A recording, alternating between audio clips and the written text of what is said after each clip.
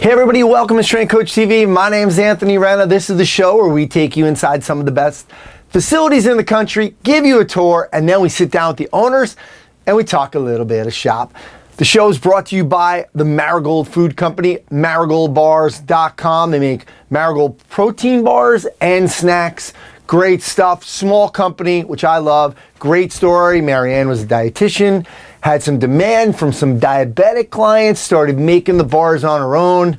The rest is history. Guys, grass-fed protein, gluten and soy-free, non-GMO, organic ingredients, no preservatives. Got to put them in the refrigerator or they'll go bad. No preservatives. And best of all, they taste amazing. Today's bar, this bar is unbelievable. I mean, I just want to have this bar for dessert, the Cinnabon. I don't know how she did this one. It's pretty crazy. I think they're going to put the Cinnabuns out of business here. I mean, she could single-handedly put them out of business with this protein bar. All right, guys. Well, today we are going back down to New York City to Union Square. There's a gym there called Hype Union Square, and Hype is owned by a guy named Bill Holt, managed by a guy named Nick Johnson, and they have Pat Davidson there, Dr. Pat Davidson, and that's kind of my connection there. I found out about them this way. It's not the normal gym that we go into. This is a gym that basically trainers can rent out space. So they have a little bit of blend, and we'll talk to Nick about that because they have a couple in-house trainers as well. But trainers go there, they rent the space. What I really like, and I think what you should pay attention to, is the way Nick kind of designed some of the facility with the squat racks and the dumbbells, and almost like having like a little bit of a bunch of different pods. And I really had to make use of the space. Very cool view there too in Union Square.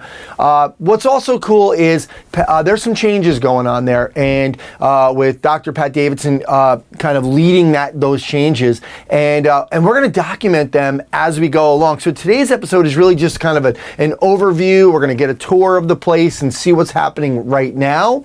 And then next time we go back, we're going to probably try and go back 3 or 4 times, 2, 3, 4 times to see each change as it goes along. So I'm really looking forward to that. But let's head down to Union Square to the Hype Gym. All right, hey guys, we are in Union Square, New York City. I'm here with Nick Johnson. Nick, thanks for doing this. Thanks for coming. We are at Hype Gym. Now, you have 2 locations, right? Yes. Okay, this is in Union Square, 2nd floor. How long have you guys been here? We opened here about middle of September of 2017, so Okay. about 6 months. Okay, nice. And how long has the other one been there? The other one has been open a little under 10 years, so wow. about 10 years. Yeah. Okay, great. And talk to us about the model. Like, this isn't a regular gym where people kind of come in. So it's really a training model, so just private training only.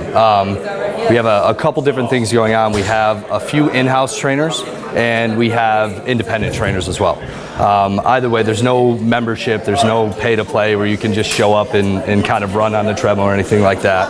Everything is focused around training only. Okay, so you have in-house trainers, but you also have trainers that come, like I could come here and say, hey guys, I want to bring some clients here, I Correct. pay you. Yep. As the trainer, I pay you. Okay, great. We'll talk more about that because that can be tricky with, number one, new people walking in the door, also with culture. So when we sit down, I want to find out about that. Cool. We're on the 2nd floor. What's the square footage here?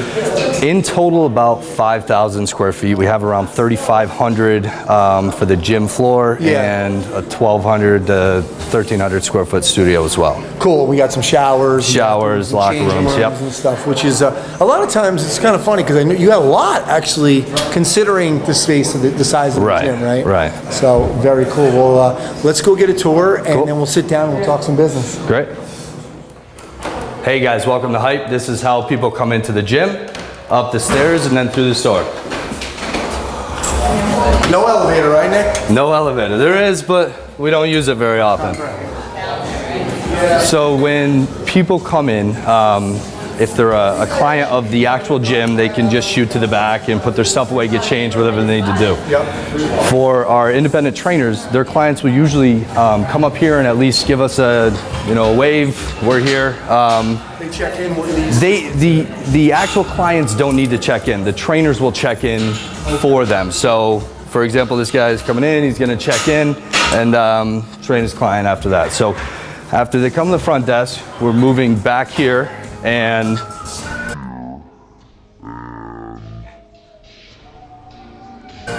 We have lockers here. Yep. 2 restrooms, and then a women's little shower, changing room, and a men's shower and changing room over there. I gotta show these bathrooms. These are clean bathrooms, guys. This is the way a bathroom should be all the time. This is good job on that, Nick. Come on, that's a big thing. That's a big one. People want a clean bathroom. So let's go. I love what you guys have done with this idea of your stations. Talk to me about. We'll go over here and. So one of the things that we wanted to do, and which I found from operating another gym in the city as well, is having an area where you can train your client, not having to run all over, run to the dumbbell rack at the other end of the gym. Yeah. Use a bench over there and then a squat rack over here. So that's part of the reason why we went with the Rogue racks, because of the versatility of them, to be able to bench and squat on the same rack, and also have the safeties coming off. What we actually did is, go ahead, but we actually custom built the dumbbell racks to fit behind the rack. Very cool. We actually chopped the wall mounts to get it a little bit closer to the wall as well. Oh, so these bars go across. That's a custom length that we designed based on our dumbbell rack behind, and the amount of space we wanted to have out in front for foot traffic. And then we custom built all of our plate holders to fit in between the racks and stack vertically as well. That's really cool. That's great. Like right in there. So the one to the left is the one where that one gets. So very cool. What else is in this? Oh, so you got some bands in between. We have some bands in between. So basically you can have just about everything you need from this rack. You need bumpers, you have them here. You need bands, they're right there. Up to 50 pounds in dumbbells, up to 35-pound kettlebells. And then the heavier dumbbells and kettlebells we have at the other end of the space. Yeah, and so we'll see on the other end of the space if you're going to do some cardio in this, right. And also like some cable machine stuff.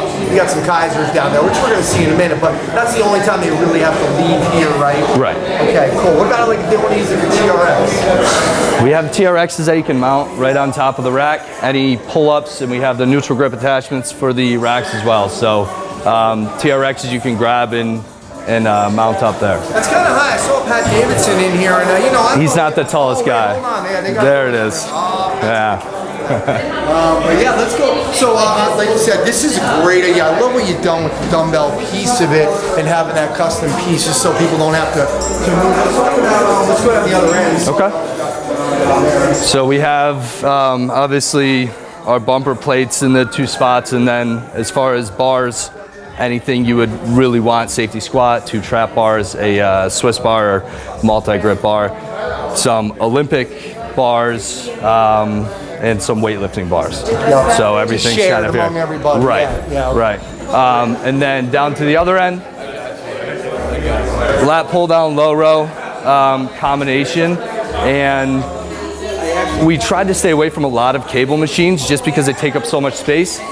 This has a very small footprint and is super versatile, so that's one of the reasons that we have it in here. Let me ask you, like with this area here, the dumbbell area here, why did you put this in if you had the other stuff? To get up to 100-pound dumbbells, we obviously can't do that with the racks here, and because a lot of people will come in and they don't necessarily need a rack. So to be able to use just open space over here, benches you can move out of the way if you want, and then having the dumbbells here as well. Cool. How many trainers can we get in here at once? We limit it, actually. That's one of the things that we do that a lot of our trainers like, is we limit it to only 8 trainers per hour. So there's only a total of 16 people in the space at one time. Oh, nice. Yeah, that works well. Because we got what are those, Woodways or? True Form. So, yep. So we have the 2 Airdyne, or the Airdyne bikes there, and then 2 True Form runners. And if you haven't used these, are the self-propelled treadmills, and they're not as curved as a lot of the Woodways. The reason we put them in here, from a business standpoint, is you don't have to plug them in. You don't need any special electrical outlets to be able to run. Yeah. And maintenance-wise, there's very low maintenance. All you have to do is lubricate the belt every once in a while and charge the battery. So from a business standpoint, and you can move them wherever you want. Right? It's easy to roll around and move to where you want to use them. From a performance standpoint, they make you run the right way. So a lot of people get on there that might be decent runners, and they get a couple miles in and they're toast. Yeah. So it actually makes you run the right way. It makes you keep your mechanics in front of your body instead of slogging through like a typical run. And there's no cap on speed. Yeah. So if you want to do sprint work, you can go as fast as your body will allow you to. Very cool. Well, I just want to show everybody the view.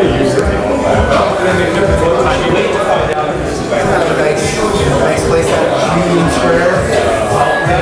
It's kind of a neat little place. And you got a rower over here as well. A rower over here, and then we have our 2 Kaiser machines that we have right now, and we're adding more as we go and looking at how the space works. But air squat and our functional trainer is right here. The reason we went with these 2 pieces is the air squat gives you a lot of versatility as well with doing single leg, split squats. That's why we have the stand over here. Any sort of jumping activity where you can quantify the amount of power that you're producing every rep. So that's the nice part about Kaiser machines. And the unique loading. There's no gravity involved, so it's just straight mass, and it's constant resistance throughout the whole range of motion. Yeah, I love the Kaisers. They're fantastic. No inertia off the plates. Yep. Down on you. Great. And yeah, I know, like, and we're going to talk more about that another time with Pat. You guys are adding some more Kaiser, and Pat, you guys are doing some great stuff here. So cool. And then the skier here in the corner. They're super popular now. It's a great footprint. It's really what helps. It doesn't take up any space, and it's one of the harder cardio workouts you can get because it's upper body. It's something you're not used to doing. So, and then obviously our plyo boxes. We have a climbing rope and some rings. You have the climbing rope. I didn't even notice that. Nice, using the space, And then let's go in the back. Let's check out that other area you got there. So I love what these pods are awesome. Space savers, I think, not just for a personal training gym, but for just for working with your own clients. You don't have to run around the gym trying to find a piece of equipment that you want to use. Everything's right there, and it's a lot more efficient as far as time is concerned. It really helps. Yeah. And then moving into the back, moving in the back, there are lockers here for the so 2 changing rooms, a bunch of lockers, and then this is a studio where all of the classes are held. Yep, cool. So this is about 1,200 square feet, and as you can tell right now, it's pretty cold. Yeah, dude. Yeah, very cool. A lot of mistakes people make too with something like this is I love that you have the other separate locker, little cubbies. People can come in and kind of just put their stuff, because that's really a lot of times what ends up happening. You get a backlog of people trying to get into the same area. Yeah, especially in the winter. You gotta have these guys here. All the coats and like when you don't have the space, you gotta figure out. You gotta improvise. Container store, baby. Container store. All right, cool. Let's go sit down and we'll talk some business. All right, sounds good. All right, very cool, Nick. Thanks for the tour. Love what you guys have done here with space. Again, that's what I love about some of these New York City gyms is, you really got to be creative with the space, and that's what you did with the pods in designing this. But first, I do want to give you a gift from Marigold bars, protein bars. They're our sponsor. Because of them, we're able to start, doing more of these things. All right. Here's a little sample package. These are all natural, no GMO. I mean, you got to put them in the fridge because there's no artificial stuff in here. Good to go. That's for you. Thank you, sir. You can put that there if you want. So yeah, thanks to Marigold for sponsoring and helping me be able to kind of go to more gyms and find out more about this stuff. So this is an interesting. I've never been to this kind of a place before where it's a trainer's space basically. Right. So, but you have a unique twist on it. So you rent the trainer, so I can come in and say, hey, Nick, I got 3 clients. I want to start coming here. But also, if somebody walks in off the street, you have house trainers too. Correct. And you're doing assessments. So give us an overview of how this whole thing works for you. So as far as the, let me start with the independent training, because I think that's what a lot of gyms in New York City are doing, is allowing independent trainers in, or a lot of the smaller studio type of places. Yeah.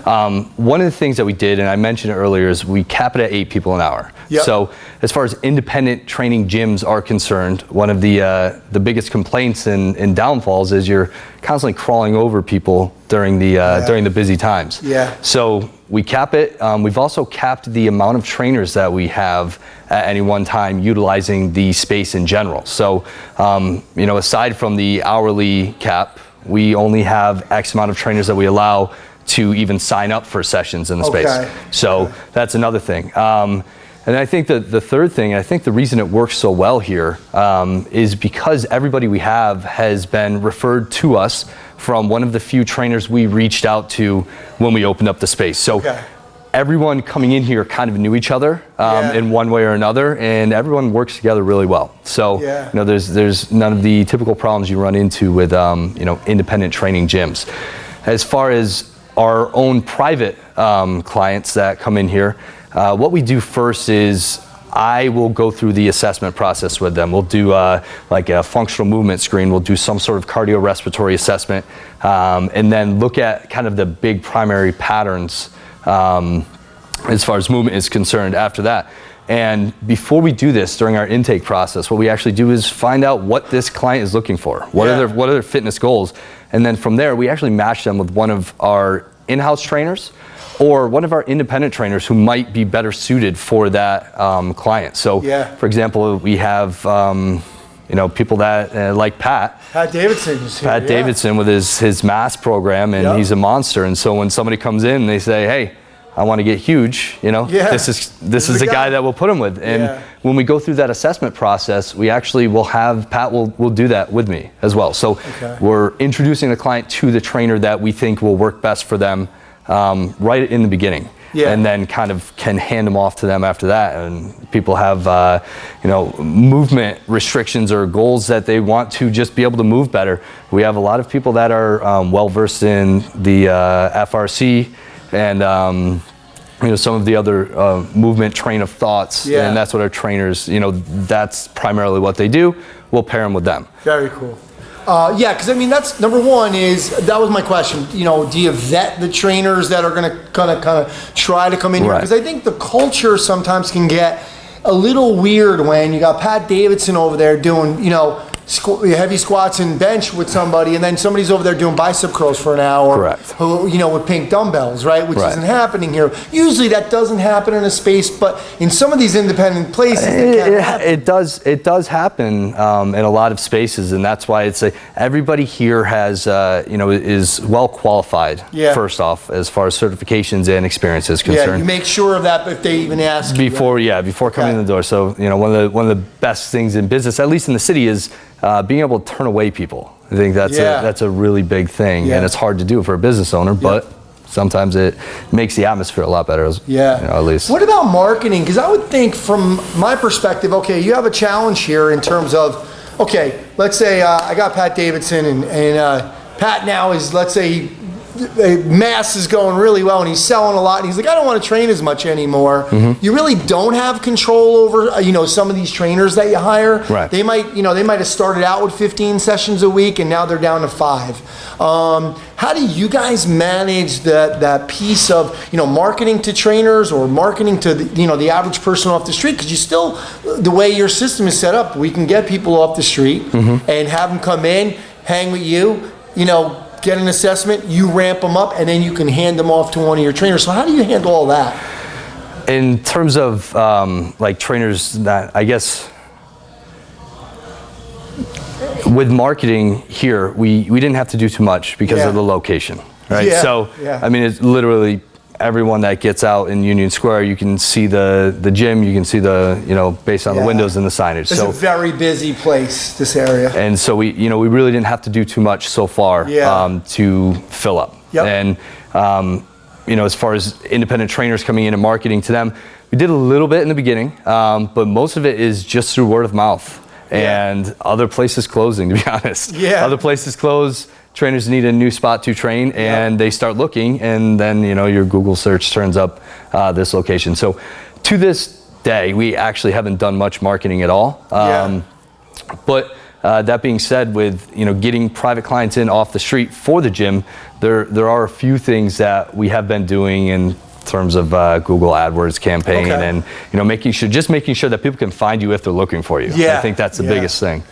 What are the challenges so far that you guys have faced? The challenges, I guess the first challenge was figuring out how to design the space to make it flow well, to make sure there was enough of everything and enough space for people to be able to move around. Yeah. So that was the biggest thing up front. And then actually probably the biggest challenge was signing the damn lease. In the beginning, you're in New York City, New York. and so that's how in Union Square, so that's how it works. But figuring out how to design the space and make sure that everyone could get what they were paying for at least. Yeah. So that was the biggest thing. And then without it being a train wreck, because right. there's a lot of opportunity for a train wreck. Yeah. So that was probably the hardest challenge up front. And now it's really just making sure that people are seeing results, because I think that's where a lot of gyms have great equipment, great ideas, but they kind of fall short on the execution side of things. Yeah. So I think, you're always going to be open if people are getting what they're paying for. Yep. And again, going back to being able to control that, because quality they're control. independent. What I like what you guys are doing, your Pat's doing some education here as well. So right? we have, yep. When you start doing that, and your trainers start coming in, you're starting to develop almost like a group mindset as well. Correct. And yeah, we have every week, every Wednesday for an hour, we do some sort of coaches education workshop. Anybody can come to that? Anybody can come from outside. Cool. For our trainers here, it's free. For outside trainers, there's a small fee for that. And then we are just starting actually once a month, 4 hours on Sundays. Oh wow! Very cool. With Pat as well, just kind of talking about how do you program, how do you execute a program, what are you looking for with assessments and things like that, and being able to pick his brain with just a Q&A is a lot of times what a trainer needs, particularly if you have a client you've worked with for a year and a half and all of a sudden the progress has started to stall. Yep. A different opinion or a different thought process sometimes is all you need. Yeah. What are, again, because you're getting a rental fee and you don't really have that control, one thing I always talk about with owners is, what are the additional revenue streams? We really need them. I mean, it's very hard to kind of make it a lot of times just on training alone. What else are you guys doing for additional revenue? So the first thing that we did is we got a metabolic cart, so a core cardio coach with the CO2 gas analyzer as well. So we can do resting metabolic rate, we can do VO2 max and anaerobic threshold. Okay. So all of the testing that we do is actually performed by one of our staff coaches. And if an independent trainer wants us to test one of his clients or one of her clients, we do that, and it's actually a reduced fee from what we typically charge. Okay, all right, cool. So it's kind of like a referral discount. Yeah.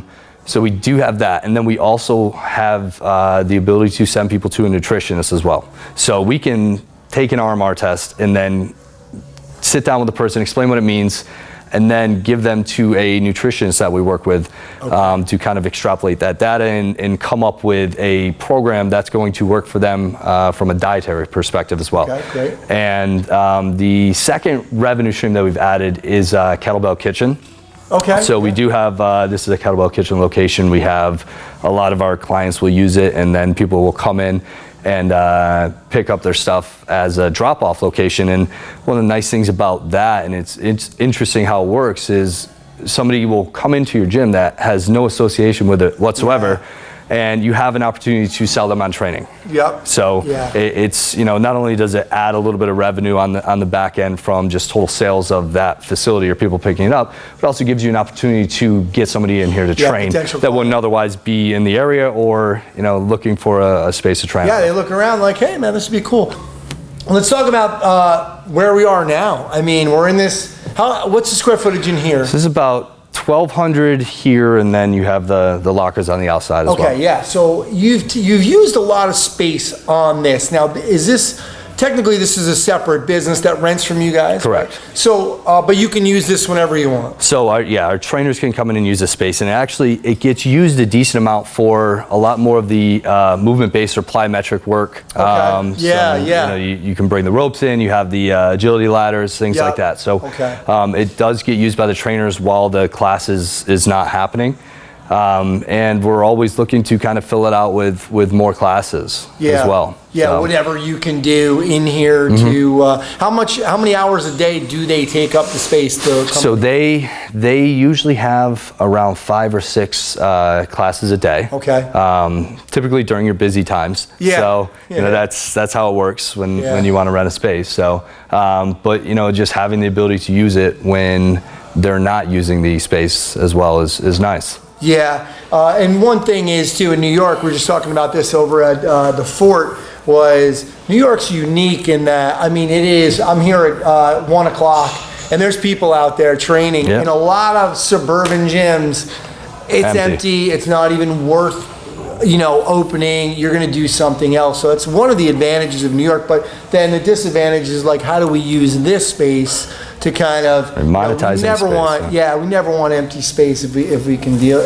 it. So very cool. Well, Nick, thanks for doing this. Really appreciate it. Thanks for man. coming What by. you guys are doing, and I think it's a unique trainer space. Right. You know, I think you guys have kind of cracked the code a little bit on taking some of the things that some of those problems in the, like, at least you have a little bit of a culture here. You're doing the education. You guys have the in-house trainers as well, onboarding some of the people, handing them off to the other people. So you guys are doing some good stuff. So appreciate you coming on. Great. All right.